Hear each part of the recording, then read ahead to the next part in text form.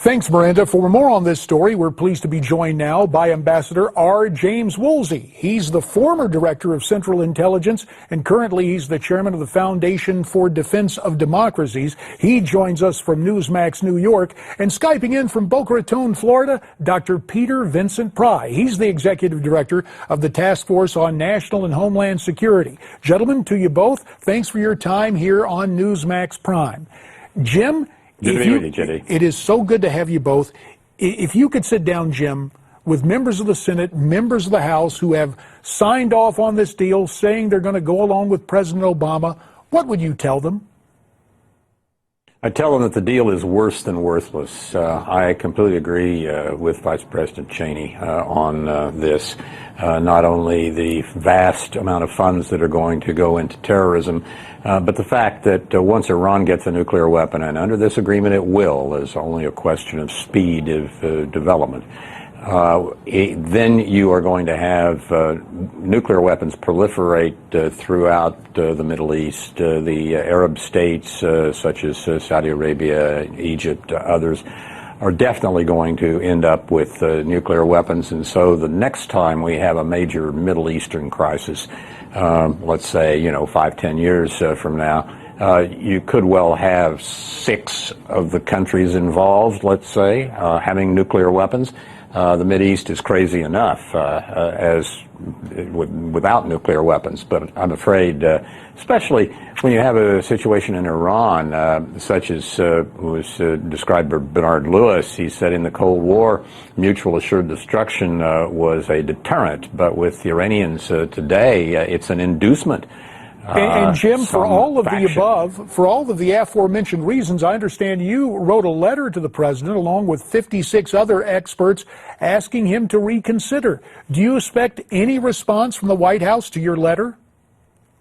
No, not really. But I think the Senate could undo something, at least temporarily, that they did, I think, very wrong, which was to pass a bill which made it possible with 41 votes in the Senate for the president to get this approved. If they'd just gone with a straight constitutional submission of a treaty, the president would have needed 67 votes in the Senate. And I think it's not too late for them to do that. Now, everybody's going to yell at them, but the Constitution, I think, is really quite clear that something like this, and our historical practice has been quite clear, anything this major clearly ought to be a treaty and require 2/3 of the Senate in order to become law. It is so unfortunate that some Republican members of the Senate basically short-circuited the Constitution. Speaking of short circuits, pardon the pun, Dr. Peter Vincent Pry, you joined Jim in writing an article for the Washington Times entitled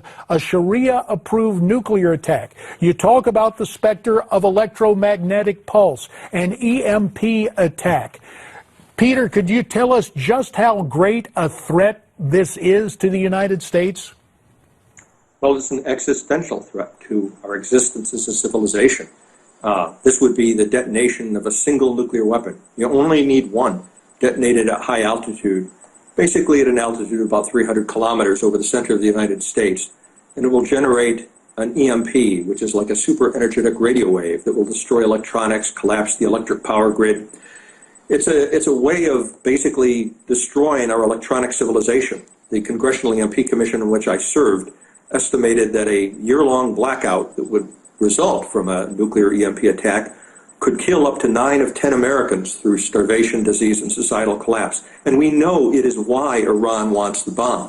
They've written about it in their military doctrine. They've been thinking for nearly 20 years about how to make an EMP attack, and they've done more than think about it. We've seen them actually exercise with their Shahab-3 medium-range missile and launching Scuds off a freighter to do an EMP attack in an anonymous way so they could keep their fingerprints off the attack and escape U.S. nuclear retaliation. It's why they want the bomb. It's why they can't be trusted. It's why this deal, if it goes forward, could be fatal to 90% of the American population. Gentlemen, J.D. Peter's point about it being possible. Peter's point about it being possible for it to be anonymous is really important, because deterrence requires that the entity, the government being deterred, know that you know they are the ones that launched a nuclear weapon, and so you may well retaliate against them. The problem, as Peter pointed out here, with this, one of the many problems with an EMP attack, is you may well be able to carry it out in such a way by putting the nuclear weapon in orbit so that the North Koreans or the Iranians could get away with it. And if the lights all go out, it may be the Iranians in a few years or months once they have a nuclear weapon, or it may be a solar event. You may not be sure who it is. Well, when we have that kind of uncertainty, the only certainty is that the Congress of the United States and whomever is the commander-in-chief need to act. And thus far, Washington, despite my old Arizona colleague Trent Franks bringing to this to the fore time and time again, we've had the problems. Gentlemen, we appreciate your time. We'll have you back real soon.